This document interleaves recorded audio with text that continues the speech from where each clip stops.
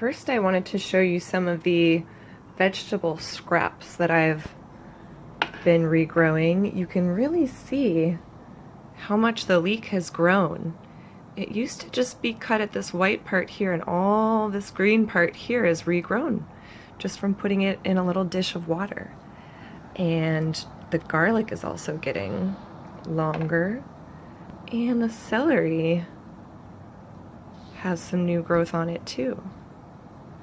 I believe this little leaf is sticking out more.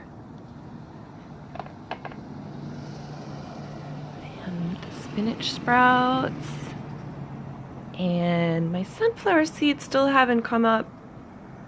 I can kind of tell they're starting to push the dirt up a little bit though. And they're in there. Let's see. Yep. They're sprouting. Here I am in my backyard, and I wanted to show you some of the plants that I have at my house. My housemate Jason is particularly fond of succulents and cacti, so we have a whole lot of them. So I'm going to show you here.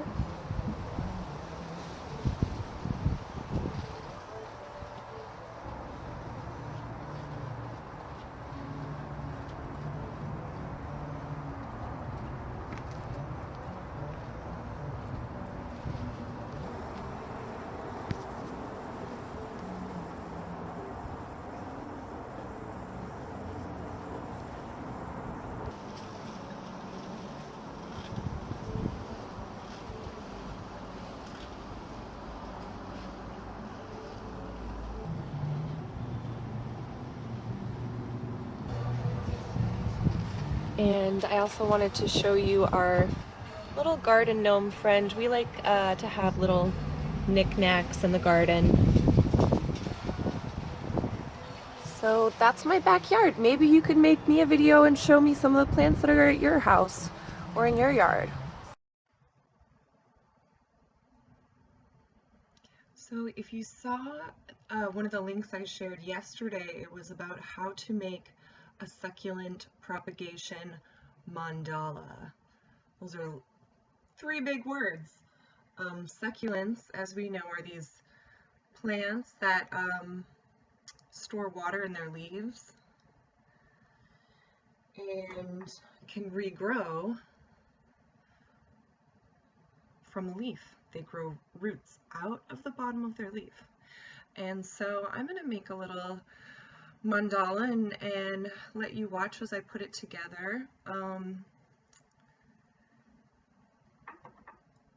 Here are some of the leaves I collected, all just from my own little plant shelf collection. And the thing about a mandala is it's symmetrical. I know that's a big word, but I know a lot of you kids know it. It means it's matching on different sides, right?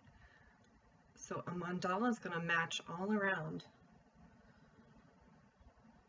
So what I do, and you can do it how you want, is I'm going to put two leaves that look pretty similar opposite from each other. I'm going to do that again here. I know when I walk around San Francisco, I see so many succulents.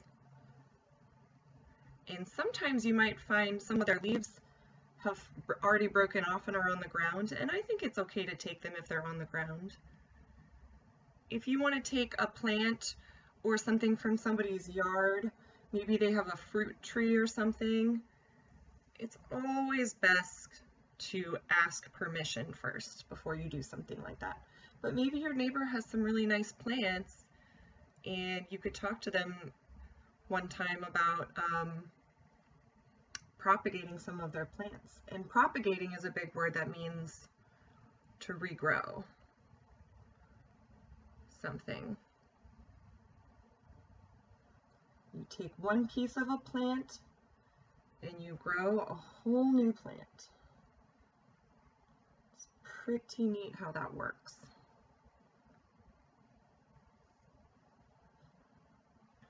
And I'm thinking Not all of these plants, not all of these leaves will grow roots, and that's okay.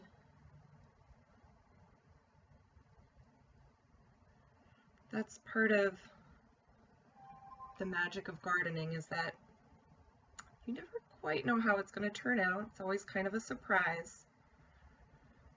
Sometimes there's good surprises, like I found a broccoli growing in my garden that I don't remember planting, but it probably came from a seed of an old broccoli plant that I had growing in there. And it was a happy surprise, and I got to eat some delicious broccoli.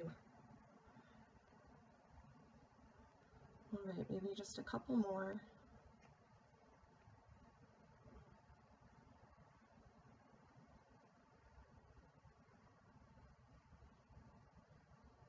And there, that's what I have so far for my mandala.